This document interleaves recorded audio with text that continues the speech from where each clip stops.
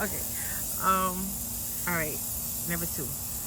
All right. So this is basically another video as far as like shadow work kind of concerned. But okay. So anyway, I'll just get to it. Yesterday, I seen a movie. It's an old movie. It's called The Rites with Anthony Hopkins, and he's like a priest, and it's about like demon possession. So I got the download while I was watching the movie about how this system um, basically hijacked us and was like they made God separate from us, God and demons separate from us, but God is in us. We are God. God is not outside of us. We are God, and God is us. So in the movie, like the download was just so amazing. So in the movie, right? Um, if you ever seen a demon possession movie, right?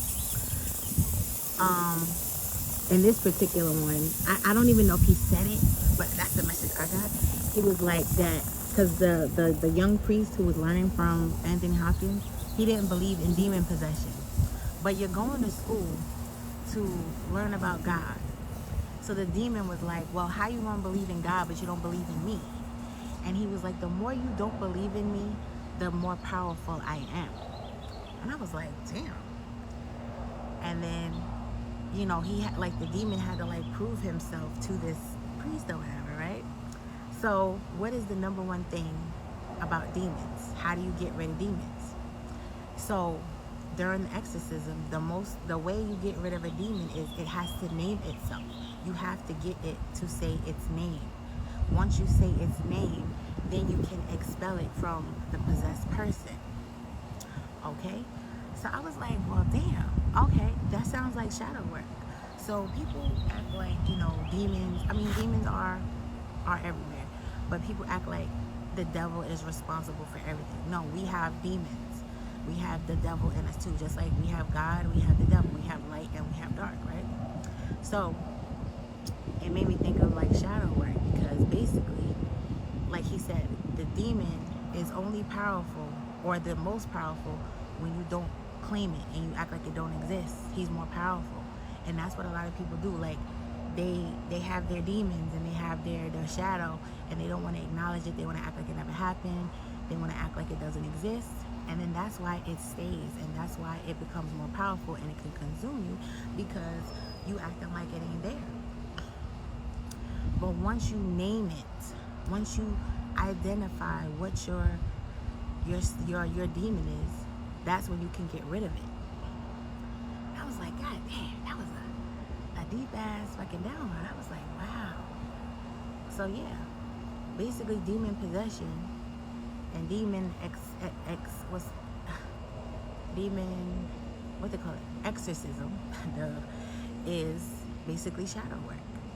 But see, that's why people have such a hard time with shadow work because, okay, this is another download I got this morning about it because I was like mulling the download over, and I try to like help people and like get them to see, and okay, maybe I'm just different. Everybody deals with trauma and stuff differently. I didn't have the same trauma like other people have had, right? Everybody has their own thing. But to me, I think people get shadow work, they overthink it. Because this is just me, this is my opinion. I think people overthink shadow work because when people think of shadow work, they're like, oh, I have to get in a depressive state. If I think about the things that happen to me, it's gonna make me sad, it's gonna make me angry, it's gonna do that, it's gonna do this. But it's already doing that. It's already doing that.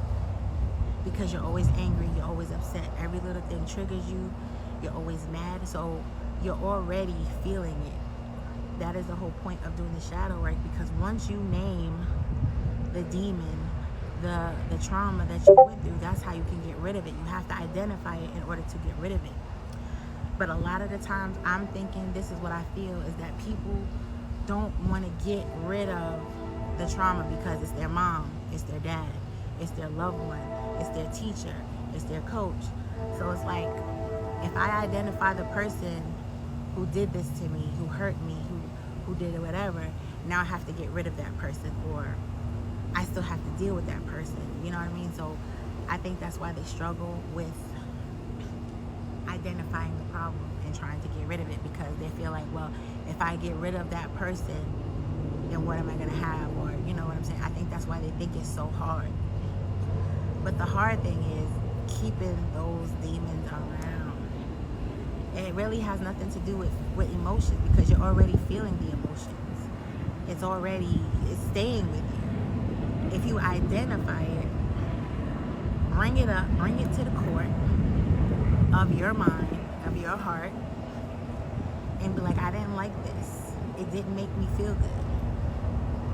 I need to forgive this and move on. Or I need to acknowledge it and say, okay, this is what hurt me, and I'm not gonna let it hurt me anymore. You know? That's just how I deal with it.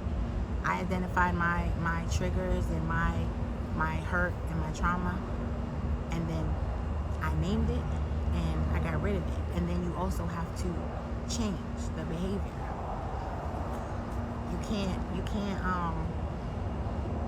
name it and then keep doing the same things, because then you're only doing halfway. You're only halfway getting rid of the problem. So it's never really going to be healed. You're only halfway healing it, and then that's when you delay your evolution. But yeah, if you ever get to see that movie, The Right, yeah, it was a great download. I seen that movie a long time ago, but that's what I'm saying. Like, when you watch certain things, I haven't seen that movie in years, so I'm like, now that I'm awake and more conscious, that movie had a whole another meaning to it. Because when I first seen it, I was all in the church. I was like, yeah, God is a sky man in the sky, and Jesus was him in human form, and he was a virgin, like all that religion. So, but now, when you know more, when you're more conscious of what's going on. But yeah, anyway, it was a good name your demons. Name your demons so that you can get rid of them. Name your demons so that you can heal. Name your demons so that you can be free.